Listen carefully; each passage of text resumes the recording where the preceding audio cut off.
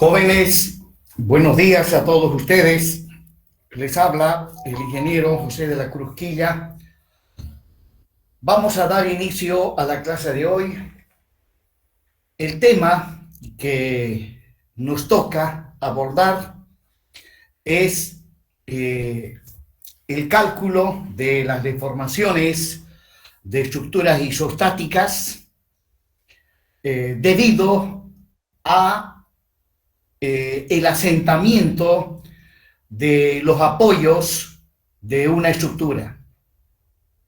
Y esto, desde luego, lo vamos a realizar aplicando el método de los trabajos virtuales. Bueno, resulta que los cimientos de toda estructura generalmente apoyan de manera directa sobre el suelo. Y nosotros los ingenieros llamamos suelo de fundación. El suelo de fundación es parte de la estructura, ya que ella, pues, al apoyar sobre el suelo, la estructura, a través de sus apoyos, le transmite una serie de cargas, cargas normales y tangenciales que obviamente provocan una serie de modificaciones en lo que es la estructura geotécnica del suelo de fundación. Es prácticamente inevitable que los cimientos de una estructura experimenten lo que denominamos asentamientos. Estos asentamientos de los cimientos de un suelo son de dos tipos. Se tiene asentamientos de tipo lineal y asentamientos de tipo angular. Para poder evaluar lo más exacto posible este tipo de asentamientos, se necesita conocer a profundidad las propiedades mecánicas y reológicas del suelo de fundación. Y la determinación de estas propiedades del suelo entra dentro del campo de la geotecnia. Hay ingenieros que se especializan en el estudio geotécnico de suelos y bueno, pues cuando se va a hacer se va a encarar el cálculo estructural, pues tiene que intervenir necesariamente un ingeniero especialista en geotecnia. Bien, vamos inmediatamente a ver el tema que tengo preparado en PowerPoint. Seguimos con el método de los trabajos virtuales. Como mencioné al inicio, hoy vamos a ver la deformación de estructuras isostáticas, ¿no? Bajo la acción del asentamiento de los apoyos. Dentro de lo que es el análisis de estructuras, al asentamiento de los apoyos se lo considera una carga. Una carga. Bueno, alguien llegó un poco tarde. Aponte.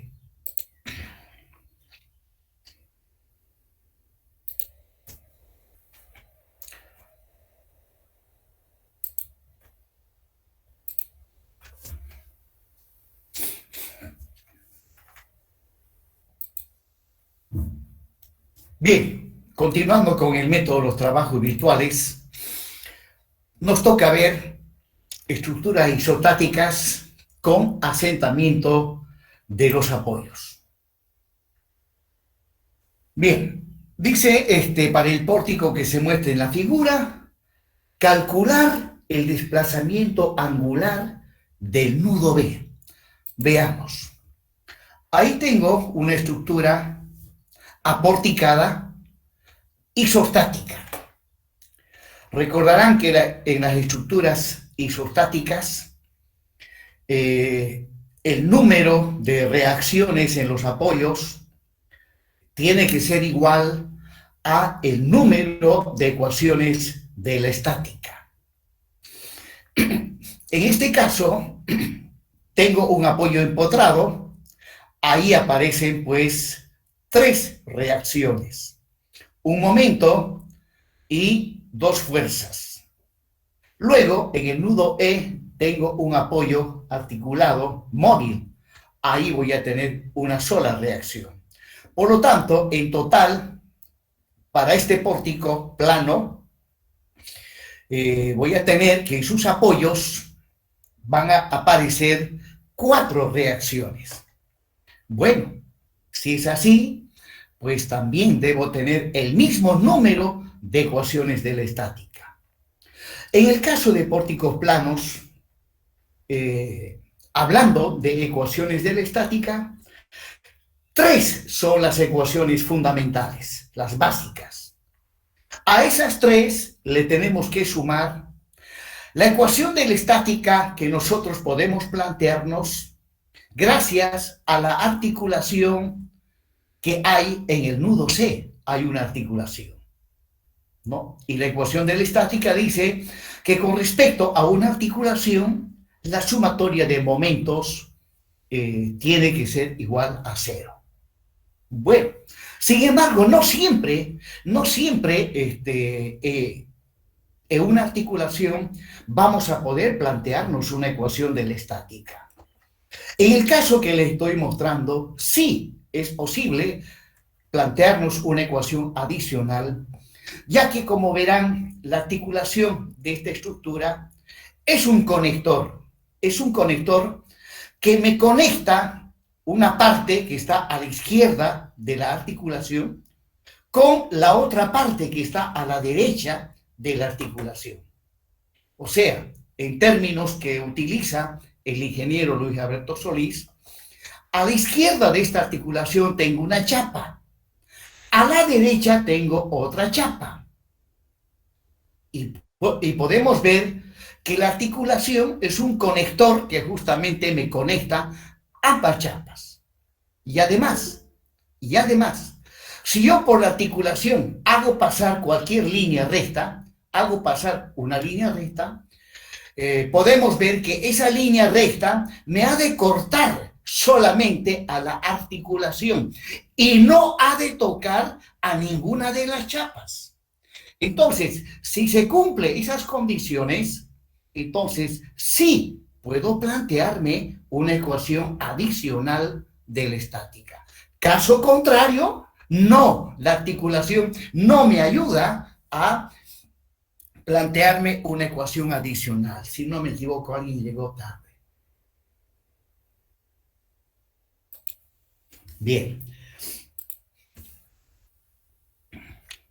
Prosiguiendo.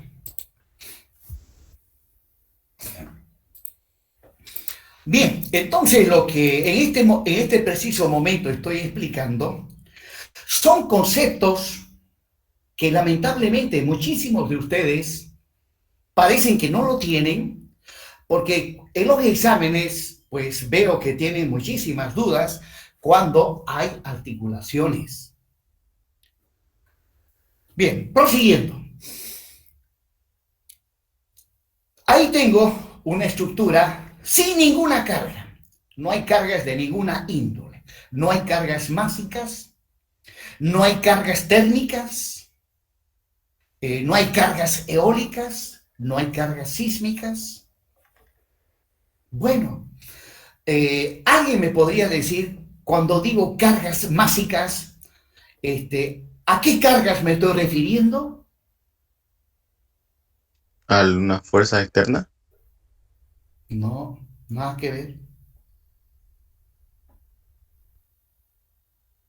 Repito la ¿Al peso pregunta. propio? Sí, va por ahí. Ya, cuando digo cargas másicas, ¿A qué cargas me estoy refiriendo? De repente alguien me puede dar una respuesta más global, más general. No, no.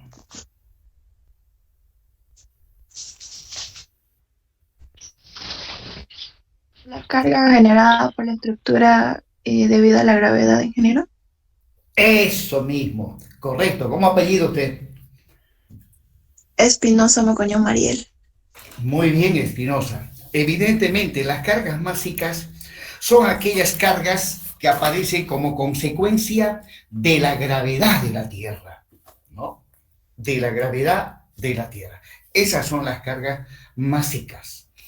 Bien, prosiguiendo. Entonces, en este momento, la estructura que les muestro sin ninguna carga. Y la carga que vamos a considerar ahora es el asentamiento de los apoyos. Pues la mayoría de las aplicaciones, el RAN, el robot, el CIPE, todos ellos toman en cuenta esta carga, el asentamiento de los apoyos. Pero para ello, nosotros tenemos que suministrarle la información necesaria. Y esa información se refiere, como estaba mencionando al inicio de esta clase, se refiere a las propiedades geotécnicas del suelo de fundación. Principalmente el índice de compresibilidad del suelo. El índice de compresibilidad del suelo en laboratorio se lo obtiene a través del ensayo de consolidación, ¿no? Allí en laboratorio se hace un ensayo denominado ensayo de consolidación y pues ahí se determinan esas propiedades. Y desde luego también realizando el ensayo triaxial de suelos se determinan dos coeficientes importantísimos. De repente alguien me dice, ¿qué coeficientes se obtienen cuando hacemos el ensayo triaxial de un suelo de fundación? Se supone que ustedes ya han llevado suelos 1 y suelos 2, si no me equivoco. Entonces, cuando hacemos el ensayo triaxial, ¿qué índices se obtienen del suelo? ¿Qué coeficientes?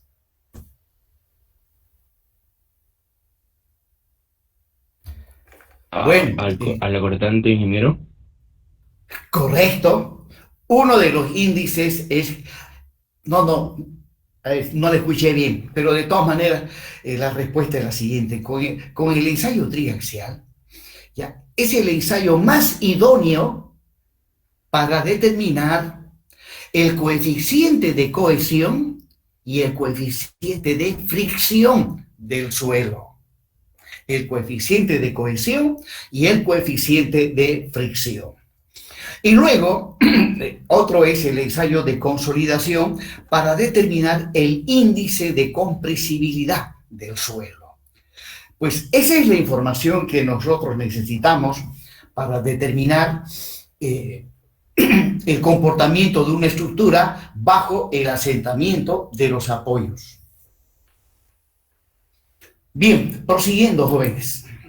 Ahí nuevamente la estructura sin carga, pero esta vez vamos a asumir que los apoyos de la estructura experimentan asentamiento. Y asumiremos de que debido al asentamiento de la estructura, de los apoyos, la estructura queda tal como lo estoy mostrando con línea segmentada. De manera tal que podemos ver que el apoyo empotrado experimenta los siguientes asentamientos. Primeramente, un asentamiento de tipo lineal, ¿no? Vertical hacia abajo. Un asentamiento de tipo también lineal, pero horizontal, seguramente debido a las cargas de viento. Y finalmente, un asentamiento, Rho sub 1 y Rho sub 2 dice asentamientos lineales del apoyo A. Y luego un asentamiento de tipo angular. O sea, el apoyo empotrado experimenta un giro, donde θ sub 1 es el asentamiento angular del apoyo A. Bueno, y luego vamos al otro apoyo, que es un apoyo articulado móvil. Pues ahí observaremos que presenta dos asentamientos. Rho sub 3, que es un asentamiento de tipo lineal, y Rho sub 4, un asentamiento también de tipo lineal. Y bueno, posiblemente aparezca también un asentamiento de tipo angular en el nudo E, pero ese asentamiento de tipo angular no lo consideramos por cuanto ese asentamiento no influye en el comportamiento de la estructura. Pues bien, ahora debo mencionar algo importantísimo cuando estamos analizando estructuras isostáticas con asentamiento en sus apoyos. Resulta que las estructuras isostáticas, debido al asentamiento de sus apoyos, se deforman. Eso es inevitable. Sin embargo, al igual que en el caso de las cargas térmicas, repito, al igual que en el caso de las cargas térmicas, no aparecen reacciones en los apoyos. No aparecen reacciones en los apoyos, ni esfuerzos internos en las barras. No hay esfuerzos internos. Cuando digo esfuerzos internos me refiero a los momentos cortantes, normales. De ahí que las barras no se deforman. Observarán que las líneas segmentadas se mantienen rectilíneas tal como estaban originalmente. Es que no hay momentos. Entonces, la estructura mente simple, debido al asentamiento de los apoyos, se deforma, no aparecen reacciones en los apoyos ni esfuerzos internos. Bueno, acá la pregunta dice, para el pórtico que se muestra en la figura, calcular el desplazamiento angular del nudo B. Pues bien, aplicando el método de los trabajos virtuales, ahí está la estructura con la carga real, la incógnita, en este caso, ahí está, es el desplazamiento angular que experimenta el nudo B, que le estoy llamando delta. Y ahora que ya tengo definida la estructura con la carga real, para aplicar el método de los trabajos virtuales, necesito la estructura con la carga virtual. En este caso, será que alguien me dice cuál es la carga virtual que debemos utilizar. Momento igual a 1. Correcto. La carga virtual ha de ser un momento aplicado al nudo cuyo desplazamiento angular se pide calcular. Y debemos asumir un momento de signo positivo. A ese momento se le puede dar cualquier valor, pero por simplicidad en los cálculos le damos un valor unitario. Entonces, la incógnita, para concluir esta partecita, es el desplazamiento angular del nudo B. La carga es el asentamiento de los apoyos. Bien, un momentico, hay alguien que llegó tarde, si no me equivoco. Rodríguez. Ingeniero. Sí, le escucho. Una consulta. Si nosotros, por ejemplo, pusiéramos un momento con signo negativo, ¿los desplazamientos también salen con signo negativo? O sea, por ser al otro lado. No. El signo de los desplazamientos no depende de la carga virtual, Ya. depende de la carga real. Ya. Depende de la carga real. Sin embargo, ya expliqué yo en clases de que debemos asumir que el desplazamiento que buscamos calcular, debemos asumir que tiene o que ha de tener signo positivo, ¿no? Y cuando el desplazamiento angular se considera positivo, cuando gira en sentido antihorario. Antihorario. ¿No? Entonces, por lo tanto, al momento virtual le tenemos que dar justamente sentido antihorario. Muy bien, ingeniero. Muchas gracias. Proseguimos entonces. Vale. No, ya avanzamos a esta parte. Bien, jóvenes, entonces, continuando, estamos viendo estructuras isostáticas con asentamiento en los apoyos. Ahí está la estructura con la carga real que ya había descrito, y necesito la estructura con la carga virtual. Bueno, esto también ya lo expliqué, no era necesario que aparezca en pantalla.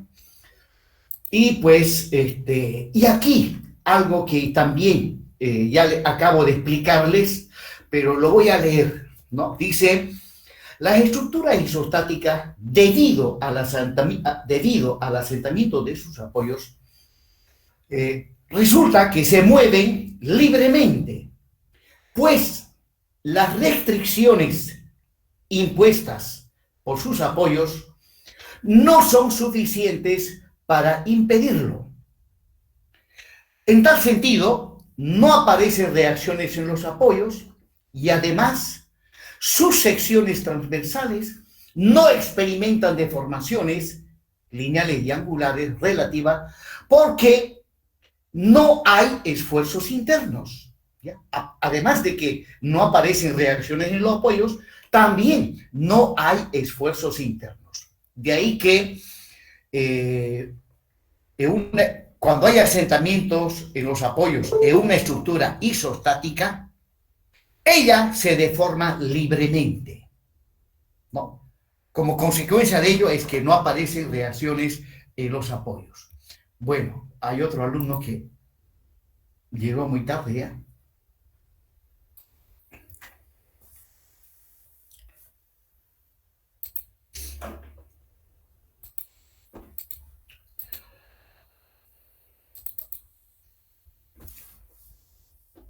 Pues bien, al inicio de este tema, vimos que diferencial de phi es el desplazamiento angular que experimenta una sección transversal debido al momento. Delta de S, si ustedes recuerdan, es el alargamiento que experimenta un elemento de longitud diferencial debido al esfuerzo normal. Diferencial de H es la deformación transversal que experimenta una sección transversal debido al esfuerzo de corte. Y diferencial de θ, se recordarán ustedes, que es el giro que experimenta el eje longitudinal de un elemento debido al momento torsor. Como aquí no aparecen esfuerzos internos, pues esas deformaciones son nulas, no hay. Bien, ahora, ya adentrándonos un poquito dentro de lo que son las estructuras hiperestáticas.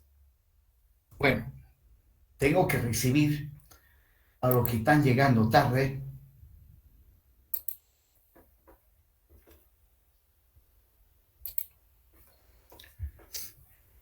Voy a hacer un comentario, me van a disculpar, sarcástico. ¿Yo? A los que llegaron tarde, seguramente me están escuchando, debo felicitarles. debo felicitarles porque al llegar tarde me están demostrando que son bolivianos de pura cepa, ya que una de las características del boliviano, y no solamente del boliviano, desde México hasta la Patagonia, ya los ciudadanos de México, Centroamérica, Sudamérica, no somos puntuales, no tenemos el hábito de ser puntuales con nuestros compromisos, ¿no? Si algún día tienen la oportunidad de viajar al exterior, por ejemplo, Japón, ahí es muy diferente. Esas gentes no tienen ese defecto. Tengo entendido que en Inglaterra también, tengo entendido que en Alemania también, ¿no? Y de toda Europa, los que se parecen a nosotros, o sea, no son puntuales, son los españoles. Bueno, ellos nos conquistaron, ¿no? Fuimos colonia y obviamente nos dejaron todos sus defectos, ¿no? Los españoles tienen muchísimos defectos, ¿no?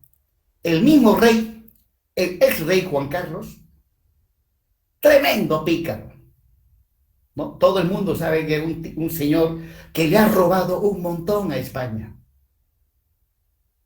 Bueno, tenemos esa herencia. Nuestros políticos, todingos nos roban, sean de izquierda, de derecha, nos las charlan bonito y listo. Vamos y los elegimos todavía a estos sinvergüenzas. Y lo único que hacen es robarnos.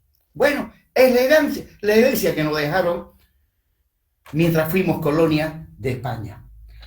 Bien, jóvenes, ojalá tengamos algún día un presidente que cambie todo esto. Lamentablemente, somos malasuertudos. Hasta ahora no hemos tenido la suerte de tener un presidente bueno. Algún día será. Dicen que la esperanza es lo último que muere. Bien, jóvenes. Ingeniero, Sí. en lo que está diciendo de los presidentes y todo lo que es la corrupción y que algún día tendremos un buen presidente, eso se empieza con la educación. Tenemos que enseñar a nuestros niños, a nuestros jóvenes, a tener lo que se llama la educación civil. Por ejemplo, ¿qué es lo que pasa? Lo que pasa es que cuando llegamos a un churrasco, hay alguien que llega y dice, ay, me pasé un rojo, pero igual llegué, dice, y todos le aplaudimos. Todos le aplaudimos al que, o entre nosotros mismos. Ay, ayer me estaba inscribiendo, estaba adicionando, y me salté la cola, o Menganito estaba adelante y me hizo entrar. ¡Qué bien! O sea, eso es bonito, eso es bien. Es la viveza criolla que se dice. Exactamente, la viveza criolla. Mientras no saquemos la viveza criolla de toda la gente, de niños, de jóvenes, que digan, no te pases en rojo, está mal. No cruces, no pises la línea cebra, está mal. No te saltes la cola, está mal. Mientras no pase eso, nunca va a haber un buen presidente. Ahora, cuando todos tengamos esa educación civil y sepamos qué es honestidad y qué no es honestidad y sepamos llevar la ética, entonces recién podremos tener un buen presidente. Y eso es la educación desde abajo. Desde abajo. Desde la familia, desde la familia. Ahora creo que les enseñan a los chiquitos, porque ayer mi hermana se estaba cruzando el rojo y su hijo le dijo que el chiquito está en primero básico y le dijo, no te cruces. La profesora nos ha dicho que no nos crucemos. Entonces ya hay eso ya. Ojalá. Sí, esperemos. Ya. Bien, jóvenes, entonces, bien por el comentario. Continuamos ahora. Estructura con la carga real. Luego aquí comenté de que las estructuras isostáticas con asentamiento no hay reacciones ni esfuerzos internos, por lo tanto las deformaciones debido al momento, al cortante, al normal y al torsor son nulos. Y ahora, adentrándonos un poco ya dentro de lo que son las estructuras hiperestáticas. Resulta que las estructuras isostáticas se supone que son estructuras estables. Estable significa pues que bajo las cargas que se le va a aplicar, esa estructura no va a entrar en colapso, no va a venirse para abajo. Sin embargo, para el pórtico que ustedes ven en la pizarra, para el pórtico, si yo retiro el apoyo que está en el nudo D, si ese apoyo lo retiro, con seguridad la estructura se viene para abajo. ¿Qué significa eso? Significa que la estructura isostática, en cuanto a apoyos y reacciones en los apoyos, tiene la cantidad mínima necesaria para ser estable, ¿ya? Un pórtico isostático o una estructura isostática tiene la cantidad mínima necesaria de apoyos que garantizan estabilidad. Pero como tiene la cantidad mínima necesaria, si yo retiro un apoyo, pues esa estructura ya no queda estable. Ahora, en el caso de estructuras hiperestáticas, ¿ya? Resulta que la cantidad de apoyos es superior a la cantidad mínima. O sea, una estructura hiperestática tiene apoyos en exceso desde el punto de vista de la isostática. Tiene apoyos y reacciones en exceso. Por ejemplo, pero antes de ello, ¿no? Dice acá, en estructuras hiperestáticas, el número de restricciones que imponen sus apoyos es mayor al número de restricciones que imponen los apoyos de una estructura isostática. Por este motivo, las estructuras hiperestáticas no pueden moverse de una manera totalmente libre. No pueden moverse de una manera totalmente libre, apareciendo como consecuencia reacciones en los apoyos y esfuerzos internos, los cuales, desde luego, producen deformaciones relativas de sus secciones transversales. Bueno, como resumen de esto, en estructuras hiperestáticas, cuando se producen asentamientos en los apoyos, aparecen reacciones y desde luego también aparecen esfuerzos internos. Como consecuencia, las deformaciones debido al momento alcortante ya no son nulos. Y eso obviamente hay que considerarlo. Y bueno, como veremos más adelante, para estudiar estructuras hiperestáticas tenemos que recurrir a estructuras isostáticas. Prosiguiendo. Bueno, ahí está la estructura con la carga virtual. Recuerden que acá lo que se pide es calcular el desplazamiento angular del nudo B. Y desde luego, en esto que llamamos nosotros la estructura con la carga virtual, aquí la carga es este momento. No hay más cargas, ¿no? Pues bien, justamente a la estructura con la carga virtual es que le tenemos que aplicar el teorema de los trabajos virtuales, que dice que el trabajo realizado por las cargas externas tiene que ser igual a el trabajo realizado por las cargas internas. Desde luego, todo desde el punto de vista virtual, ya que el momento que se aplica es un momento de carácter virtual. Bien, empezamos a analizar la estructura con la carga virtual. Aquí no se analiza la estructura con la carga real. Bueno, ¿qué vamos a analizar en la estructura con la carga real? Pues si no hay reacciones ni esfuerzos internos. Entonces, lo único que queda es analizar la estructura con la carga virtual. Analizar significa determinar las reacciones en los apoyos. En este caso, en el apoyo empotrado voy a tener 3 reacciones. en el apoyo articulado móvil una sola reacción, ¿no? Cuando analicen para la carga virtual, no olviden siempre colocar una barrita encima. Eso significa que son valores virtuales. Una vez calculadas las reacciones en los apoyos, inmediatamente determinamos los esfuerzos internos, que obviamente generalmente van a ser nulos. Aunque, para ser más específicos, en el caso de pórticos planos, el torsor es nulo, ya no hay torsores, y luego el momento, el normal y el cortante, sí, están presentes en pórticos planos. Sin embargo, cuando se trata del cálculo de las deformaciones, no se toma en cuenta el normal y también no se toma en cuenta el esfuerzo de corte, ya que debido a los normales y cortantes, las deformaciones debido al normal y al cortante son tan pequeñitos que no se los toma en cuenta. Por lo tanto, solamente se toma en cuenta las deformaciones debido al momento flector. Bien.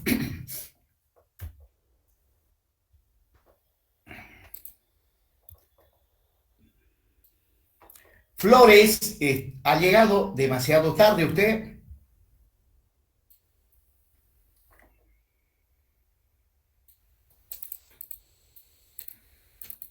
Bien, entonces, pues, ahí está la estructura con la carga virtual y, como decía al principio, ¿no? Calculamos la estructura, las reacciones, los esfuerzos internos, todos virtuales. Y ahora, lo que siempre hemos hecho, ¿no? Cuando aplicamos este método. Dice, imaginariamente hacemos que la estructura con la carga virtual, que es lo que estamos viendo en este momento, la estructura con la carga virtual, hacemos, dice, que se deforme de manera idéntica a cómo se deforma la estructura con la carga real. La carga real es el asentamiento de los apoyos. Bueno, en principio, analizamos la estructura con la carga virtual, calculamos reacciones, calculamos esfuerzos internos, y como se trata de valores virtuales, pues estos no deforman a la estructura, no lo deforman. Y ahora aplicamos el artificio, asumimos que de repente la estructura se deforma, de manera tal que esa deformación es idéntica a la deformación de la estructura con la carga real. Ahí está. En las anteriores diapositivas explicamos, ahí está la deformada correspondiente a la estructura con la carga real, donde tenemos el asentamiento lineal, Rho sub 1, el otro asentamiento lineal en el apoyo empotrado y el asentamiento angular del apoyo empotrado. Y luego, en el nudo E, hay un apoyo.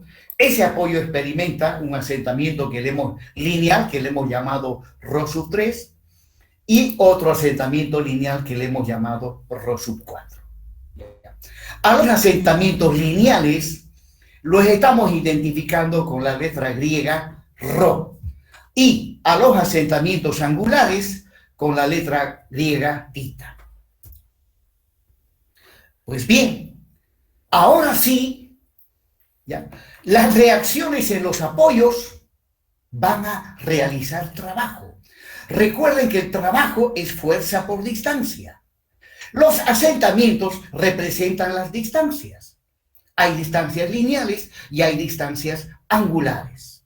Entonces, es aquí donde aplicamos el teorema, que dice que el trabajo virtual realizado por las cargas externas tiene que ser igual al trabajo virtual realizado por las cargas internas u esfuerzos internos. Bien, y lo que se pide es el desplazamiento angular del nudo B. Bien, calculemos el trabajo virtual realizado por las cargas externas. Recuerden que cargas externas son el momento que hemos aplicado al nudo B y las reacciones en los apoyos. Entonces, calculemos el trabajo total. Ahí está. El trabajo total externo es el momento multiplicado por el desplazamiento angular delta, ¿no? Momento por desplazamiento es trabajo. Luego, R sub 1, aquí está la reacción, multiplicado por ρ sub 1. Ρ sub 1 es el desplazamiento en la dirección de R1. Luego, R sub 2 por ρ sub 2. Ρ sub 2 es el desplazamiento en la dirección de R sub 2. Luego venimos R sub 3 por ρ sub 3. Observen que aquí no interviene, aunque hay un asentamiento lineal ρ sub 4, pero este asentamiento no interviene por cuanto no hay una fuerza en esa dirección. Y finalmente, el momento que aparece en el apoyo empotrado, M sub 1, por el asentamiento angular θ sub 1. De esa manera, llegamos a determinar el trabajo virtual realizado por las cargas externas. Bueno, esta ecuación también la puedo plantear desde el punto de vista de las matemáticas, la puedo plantear de esta manera, ¿no? R sub 1 por ρ sub 1, R sub 2 por ρ sub 2 y así. Lo puedo plantear de una manera totalmente genérica, como la sumatoria de los R sub i por los ρ sub i, ¿no? Y luego, si tuviese varios asentamientos angulares, ¿no? Si tuviese varios asentamientos angulares, entonces eso también podría expresarlo como una sumatoria de los M sub i por los ρ sub i. Ahora, calculemos el trabajo virtual realizado por las cargas internas. Bueno, resulta que aquí tengo que aplicar lo que expliqué hace un momento.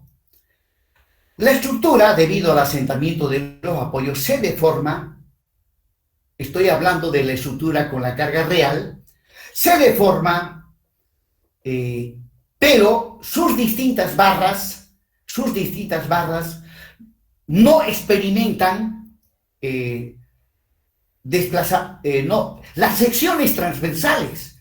Las secciones transversales de las distintas barras, debido al asentamiento de los apoyos, no experimentan deformaciones, por cuanto, debido al asentamiento de los apoyos en la estructura con la carga real, no hay esfuerzos internos. O sea, diferencial de phi es 0, delta de S es 0, diferencial de H es 0, diferencial de θ es 0, ya que no hay esfuerzos internos. Por lo tanto, ¿no? Ahí está, nuevamente lo estoy mencionando. Por lo tanto, los esfuerzos internos M barra, N barra, no realizan trabajo. No realizan trabajo. En tal sentido, el trabajo virtual realizado por las cargas internas es igual a 0. Muy bien. ¿Alguien llegó tarde también? Rodrigo Herrera, el que se ha llevado el premio, es el premio Rodrigo Herrera, se llevó el premio de, ¿cómo le diríamos? El mejor boliviano. Bien, continuando, joven.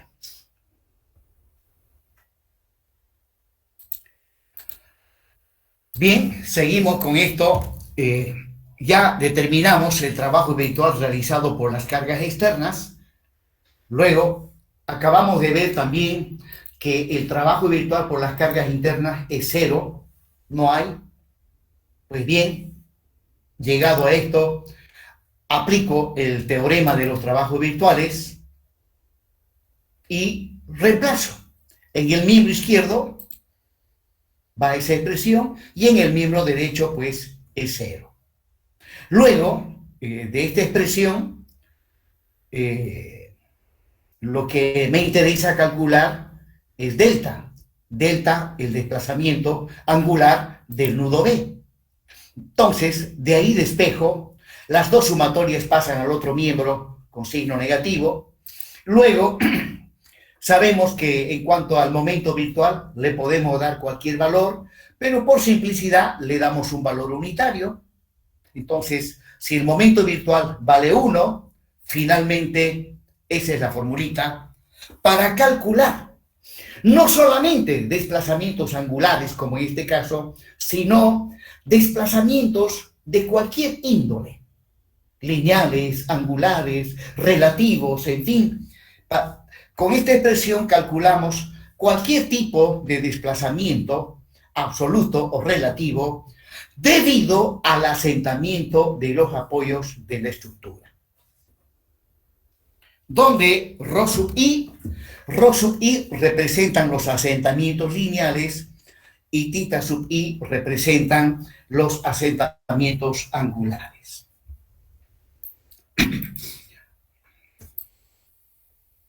Bien, veamos ahora algo importante en esto de los asentamientos, la convención de signos.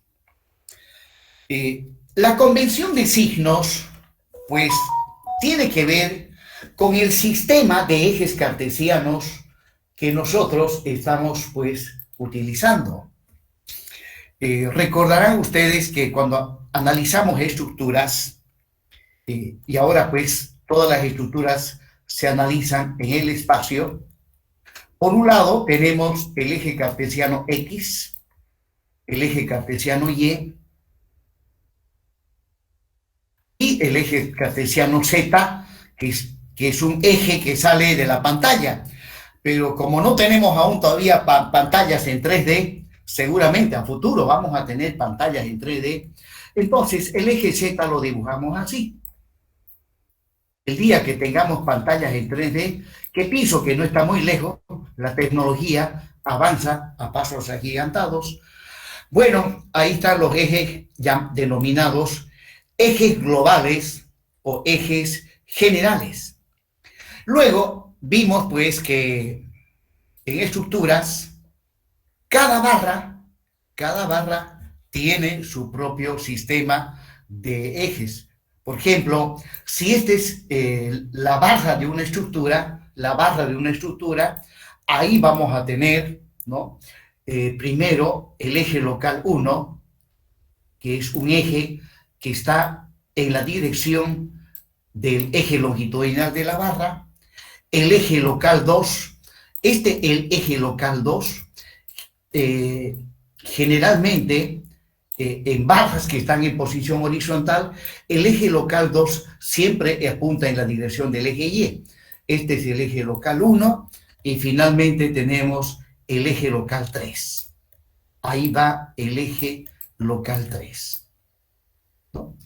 Pues bien, en cuanto a los asentamientos de los apoyos, ¿ya?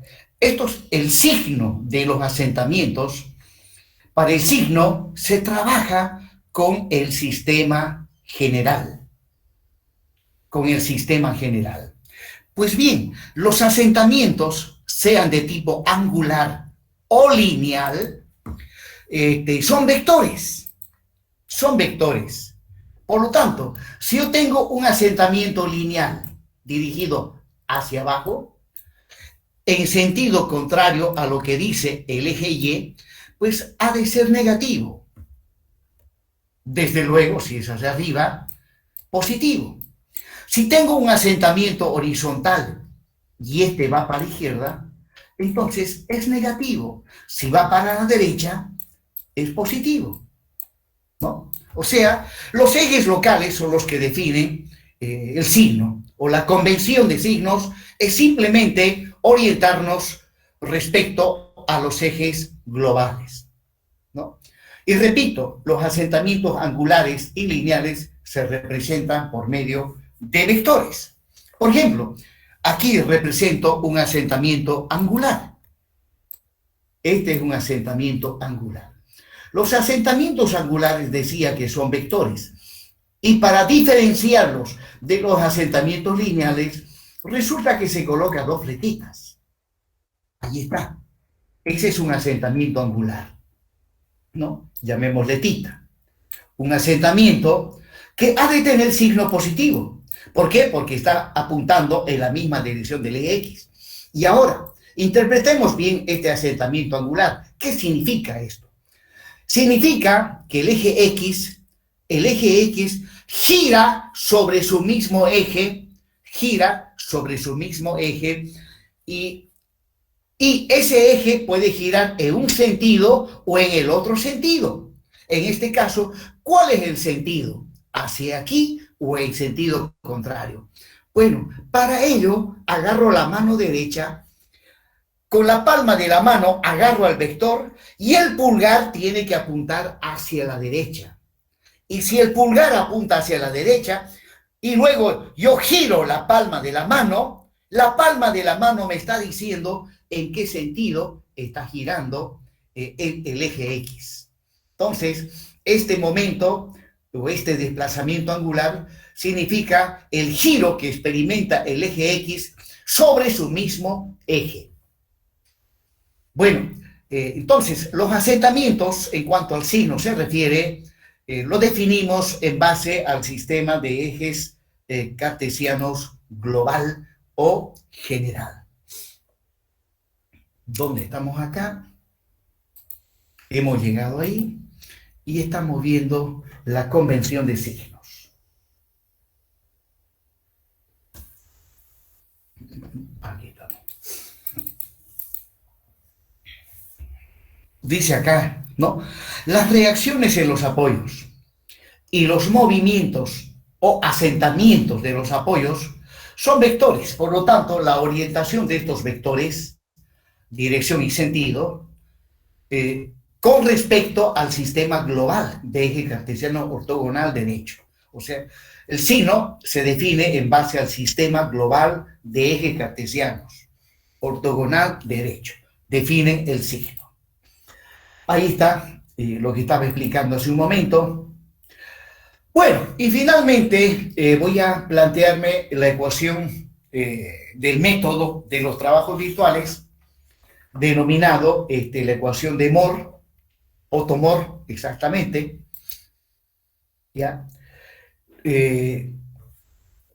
La ecuación que voy a plantear en este momento es una ecuación que toma en cuenta cargas másicas, temperatura y asentamiento de los apoyos. ¿No? Pues bien, esa es la ecuación del método de los trabajos virtuales. Los cuatro primeros términos toman en cuenta cargas másicas, también toman cargas eólicas, y estas cargas pueden ser uniformemente distribuidas, rectangulares, triangulares, trapezoidales, cargas puntuales, ¿no? Luego, los siguientes dos términos que van precedidos, disculpe, de K1 y K2, toman en cuenta cargas térmicas, y las dos últimas toman en cuenta las cargas por asentamiento de los apoyos.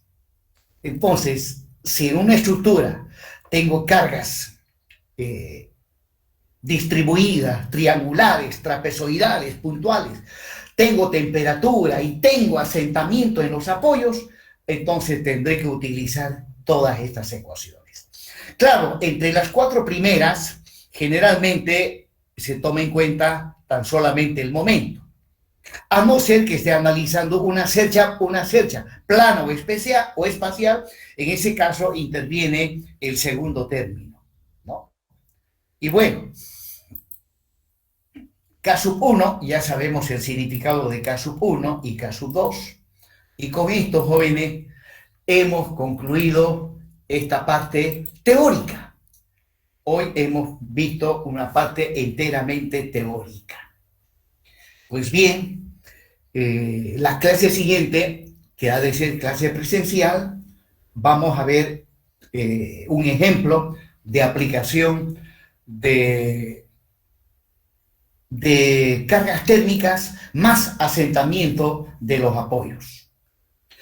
Bien, jóvenes, hoy ya son las 8. Mi intención era pasar tan solamente una hora. Hoy es 24 de septiembre. Pues bien, estamos haciendo méritos como buenos cruceños, como siempre estudiando, trabajando, ¿no? y así tiene que ser.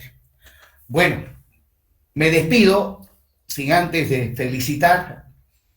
Hoy es el día de Santa Cruz y pues es una fecha especial para todos los cruceños. Bien, a no ser que haya alguna pregunta, alguna consulta o alguien quiera hablar, caso contrario, concluimos la clase. Bien, jóvenes, entonces me despido hasta el próximo martes. Hasta luego a todos ustedes. Hasta luego, ingeniero. Hasta luego, ingeniero. Hasta luego. Hasta luego. Hasta el martes. Hasta el martes.